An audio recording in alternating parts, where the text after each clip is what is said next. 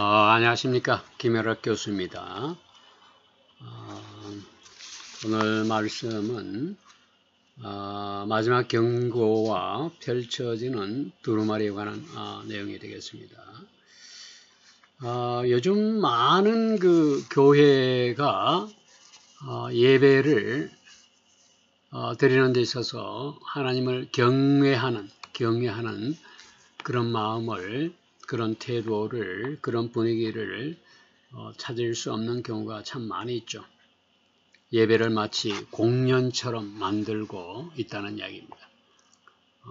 쇼를 하는 것 같은 그런 음악과 찬양, 어떤 콘서트 무대를 보는 듯한 설교 강단, 그리고 관객과 같은 행동을 하고 그런 모습을 보이는 성도들의 모습들을 우리가 흔히 교회에서 보는 장면이죠. 하지만 하나님을 기쁘시게 하는 진정한 예배라는 것은 겸손하고 하나님을 경외하는 마음이 가득한 그런 예배죠. 많은 사람들이 예배 와서 감동을 받고 또 전율을 느끼고 싶어하는 그런 감정을 갖고 있습니다. 그러나 정작 하나님이 영광 받으시기에는 하나님이 영광 받으시는 데에 대해서는 별로 관심이 없는 것 같아요. 여러분들이 예배를 드린다고 말하지만 사실은 교회 안에서 악한 영에게 문을 열어주는 경우가 충격적일 만큼 많이 있습니다. 예배 가운데 빈번하게 행해지고 심지어 교회 그 리더들이 권장하는 어떤 행동들을 보면은 그것이 영적으로 보일지라도 실제로는 우리 개개인이 갖고 있는 믿음을 오염시키고 기도를 방해하고 성령의 임재를 떠나게 하는 그런 원인이 되는 경우가 참 많이 있습니다. 그것이 목회자가 하는 그런 리더로서 목회자의 처신일 수도 있고 아니면은 찬양을 인도하는 찬양 인도자의 처신일 수도 있고 교회의 직분을 갖고 있는 직분자가 하는 처신일 수도 있다는 이야기입니다. 예배라는 것은 내가 무엇을 느끼느냐가 아니라 하나님이 누구이신가 하는 것에 초점이 맞춰져야만 진실된 예배가 되는 것이죠. 아무리 크게 노래하고 찬양하고 손을 들고 뛰어다녀도 하나님의 마음을 감동시키지 못할 수가 있습니다. 하나님은 우리의 아름답고 뛰어난 목소리를 원하는 것이 아니라 우리의 깨어진 심령을 찾으시기 때문에 다윗은 이렇게 고백을 합니다. 하나님이 구하시는 제사는 상한 심령이라. 하나님이여 상하고 통회하는 마음을 주께서 멸시치 아니하시리라. 이렇게 적보이죠. 경외심이 없는 예배는 자만심을 가져오고 이상한 영적 현상까지도 초래할 수가 있음을 우리가 알아야 됩니다. 성령님은 거룩한 그런 곳에 임재하시는 분입니다. 퍼포먼스가 아니죠. 퍼포먼스가 있는 곳에 성령이 절대로 임재하지 않습니다. 예배 가운데 화려한 조명과 화려한 음향, 형식적으로 겉으로만 그 외식하는 박자 맞추기에만 몰두하면은 예배는 잘못된 것입니다. 오늘날 주변의 교회가 범하고 있는 그런 현상들이죠. 하나님의 영광이 없는 그 빈자리에는 악한 영들이 틈을 타고 들어옵니다. 종종 우리는 어떤 예배에서 감동을 느꼈다는 말을 자주 하죠. 그러나 그 예배를 마친 후에는 교회 문 밖을 나가면서는 아무런 변화도 없고 회개도 없습니다. 말씀에 대한 순종은 찾아볼 수가 없습니다. 이 같은 현상들을 우리가 볼 때 진짜 예배라는 것은 어떤 예배냐? 자기 자신을 부정하고 내려놓는 예배가 진짜 예배가 되는 것이죠. 그래서 이제 제가 말씀드리고 싶은 것은 오늘도 겸손한 마음으로 겸손한 마음으로 우리가 함께 공유하는 이 말씀을 듣고 영적으로 여러분들 개개인들이 다 회복하는 그런 시간이 되기를 바라는 마음에서 이렇게 말씀을 전해드리는 것입니다. 여러분 모두가 예수님을 사랑하고 성경을 절대적인 진리로 믿고 따르고 순종하며 영적인 속임수로부터 여러분 자신의 영혼을 지키기를 원한다면 끝까지 오늘 말씀에 귀를 기울이시고 들어주시기를 바랍니다. 오늘날 교회가 세계 무대에서 조롱당하고 그리스도인들이 침묵당하고 죄에 대해서 무감각하고 하나님의 음성이 전적으로 무시되는 그런 현상을 보고 있습니다. 그러나 하나님께서는 우리들에게 하나님의 신부되는 우리들에게 말씀하고 계십니다. 준비하라. 출애굽기 19장 11절 말씀과 마태복음 24장 44절 말씀에서 보니까 너희도 준비하라. 생각지 않을 때에 인자가 오리라. 이렇게 말씀하고 계십니다. 오늘날 세상은 발악하면서 하나님을 대적하고 있는 그런 현상이 일어나고 있습니다. 그러나 우리 주 예수 그리스도 어린 양은 이미 승리했다는 사실을 우리는 알고 있습니다. 이 메시지는 하나님과의 마지막 올바른 관계를 맺기 위한 여러분들을 위한 마지막 그런 초대일지도 모른다는 생각을 하게 되었습니다. 말라키가 한 예언은 성경이 경고하듯이 그 마지막 로마 출신의 교황이 마지막 일을 마치면 로마는 파괴될 것이고 두려운 심판관이 오셔서 그의 백성을 심판하게 될 것이라고 말을 하고 있습니다. 이 마지막 교황인 레오 교황이 마지막 일을 마치면 그렇게 된다는 이야기인데 교황의 임기는 종신직이죠. 그러나 교황이 갑자기 죽든지 말이죠. 이런저런 이유로 사임을 하게 되면 그 임기하고는 상관없는 말이 되겠죠. 하나님의 일은 누구도 알 수 없는 일이겠죠. 그래서 이제 이 말라키가 한 예언을 우리가 접하면서 스스로 이런 질문을 해보는 것도 의미심장한 흥미로운 그런 질문이 될 것으로 생각합니다. 여러분 자신은 이런 심판을 받을 준비가 되어 있는지 스스로 자문해보는 시간이 되었으면 좋겠습니다. 그리고 여러분 자신이 예수 그리스도를 얼마나 신뢰하고 있는지도 돌이켜보는 시간이 되었으면 좋겠다는 생각을 합니다.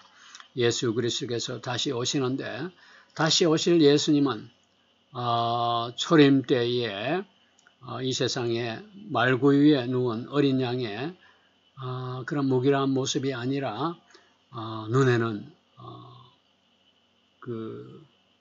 우리의 심령을 뚫어보는 불을 품고 입에는 무서운 검을 물고 하늘 군대를 뒤에 거느린 그런 모습의 왕으로 오시죠.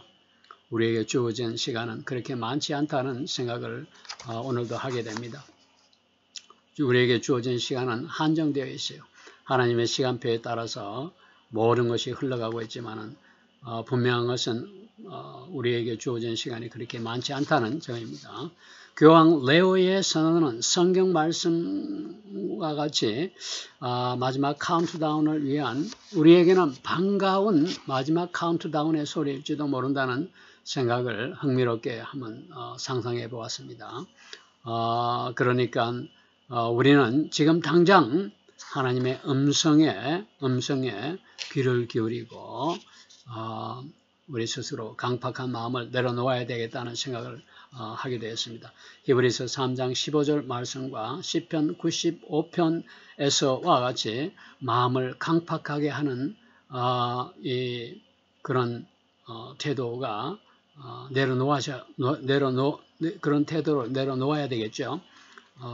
그렇기 때문에 우리가 처해 있는 지금 현실적으로 있는 그 자리에서 우리 자신을 부정하고 내려놓고 고개를 숙이고 하나님께서 말씀하시는 이 마지막 경고의 말씀을 신뢰하면서 귀를 기울이는 겸손한 그런 마음의 자세가 필요하겠다는 생각을 하게 됩니다. 주님의 마지막 때에는 위험한 때가 반드시 올 것이라고 성경 말씀을 통해서 지적하고 있죠. 사랑이 식어지고 말이죠. 불법이 만연할 것이라고 말씀하시고 계십니다. 성경 말씀 특별히 마태복음 24장 13절 말씀을 보니까 끝까지 견디는 자는 구원을 받을 것이라고 말씀하셨습니다.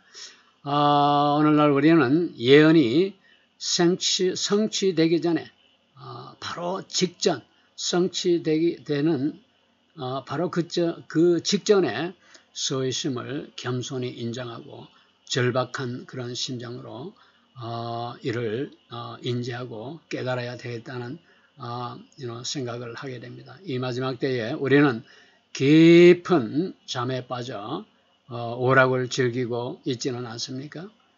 주님을 두려워하기보다는 사람을 두려워하고 두려워하는 그런 죄를 범하고 있지는 않습니까? 이런 현상은 우리가 교회 안에서도 찾아볼 수 있고 교회 밖에서도 찾아볼 수 있는 현상입니다.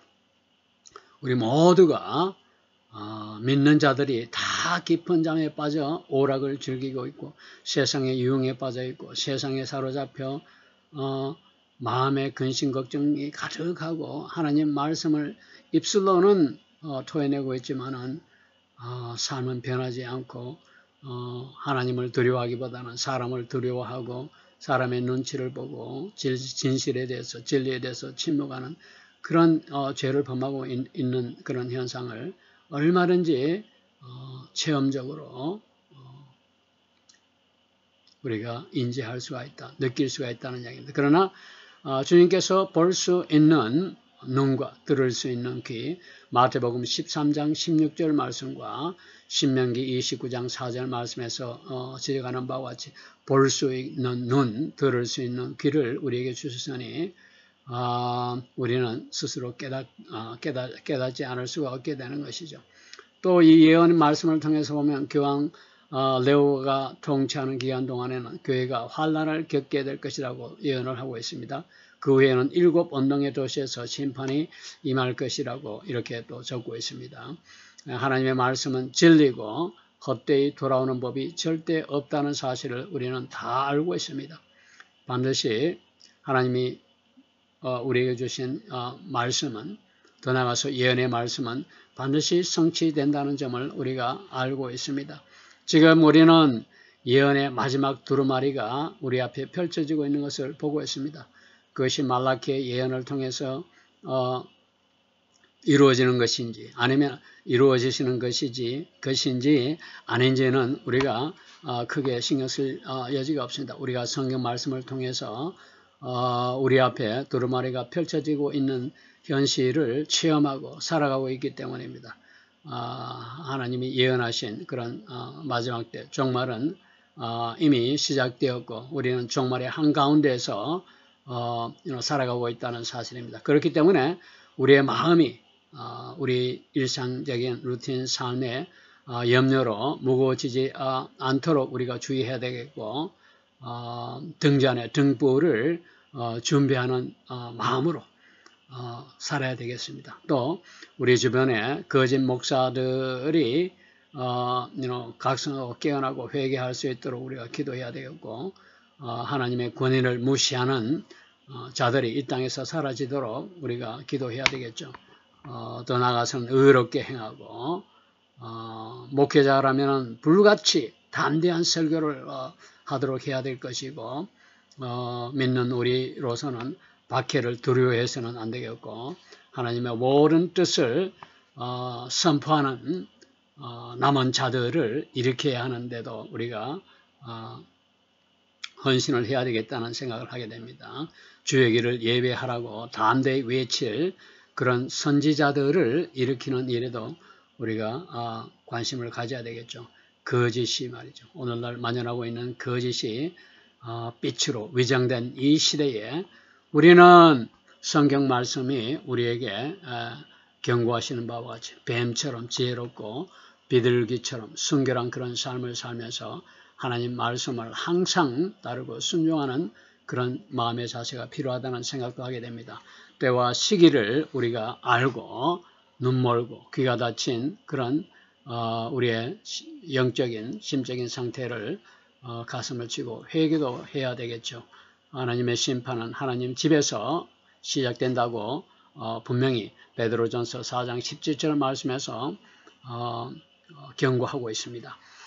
우리는 이와 같은 종말의 마지막 그런 구간을 거쳐가면서 회개하고 스스로를 항상 돌아보아야 됩니다. 교회는 세상을 향해 외치기 전에 먼저 변질된 교회는 스스로 되돌아보고 자기 자신의 교회 자신이 갖고 있는 흠을 다 내려놓고 회개하고 정결하고 거룩함을 회복해야 되는 것이 절실한 시대입니다. 진짜 믿음은 반드시 고난이 따르고 자기 부정이 따르고 회개가 따르고 자아를 내려놓고 자기를 부정하고 순종을 통해서 삶 가운데 반드시 드러나게 됩니다. 베드로전서 1장에서 5장 말씀 전체는 그 주제들이 고난과 심판을 통과한다는 내용입니다. 이는 오늘날 겉과 속이 다른 변질된 교회와 목회자들 그리고 교인들에게 신자들에게 주시는 경각심이고 하나님이 우리에게 주시는 경고임을 우리가 깨달아야 됩니다. 오늘 이 말세지마를 살아가는 우리 신자들, 믿음의 동역자들에게 하나님이 주신 교훈은 세상의 가치와 타협하지 말라는 그런 교훈이고 또 세속적인 바벨론은 결국 심판을 받아 멸망한다는 사실을 그 피할 수 없는 사실을 우리에게 주시는 경고이기도 하다는 것입니다. 끝까지 우리는 믿음을 지켜야 되겠고 믿음 속에서 박해 가운데서도 신앙을 지키고 순종하는 그런 삶을 살아야 됐다는 교훈을 우리에게도 또 주십니다. 우리는 종말을 말세지만 이 종말을 두려워하기보다는 소망을 가져야 될 것입니다. 종말은 우리에게는 믿는 자에게는 하나님 말씀을 따르고 순종하고 말씀에 순종하고 복종하고 삶을 통해 실천하는 우리에게는 파괴가 아닙니다. 믿는 우리에게는 이 종말이라는 것은 종말의 한가운데 종말의 마지막 구간을 살아가고 있는 우리에게는 회복과 구원의 시작이기 때문입니다. 그래서 이제 오늘 우리가 함께 공감한 이 말씀은 단순한 경고가 아닙니다. 하나님의 뜻을 따라서 우리가 살려고 노력할 때에 애를 쓸 때에 우리는 분별하는 마음가짐이 항상 필요합니다. 왜냐하면 분별에 민감하지 않으면은 우리 모두 여러분의 영혼을 조금씩 병들게 만드는 결과를 초래하기 때문에 그렇습니다.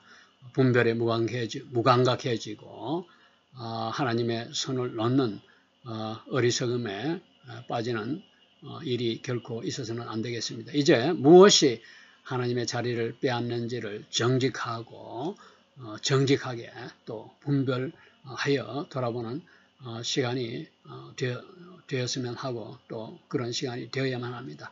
오늘 전해지는 우리 공감한 그 말씀들이 누군가의 영혼을 일깨우는 통로가 되기를 여러분들이 원한다면 좋아요와 구독을 눌러서 복음의 손길에 함께 동참하는 은혜가 있기를 바랍니다. 오늘 말씀을 통해서 이렇게 일단 두루마리에 관한 말씀을 나눴는데 이와 관련해서 말라기는 구약시대 최종 예언자였죠.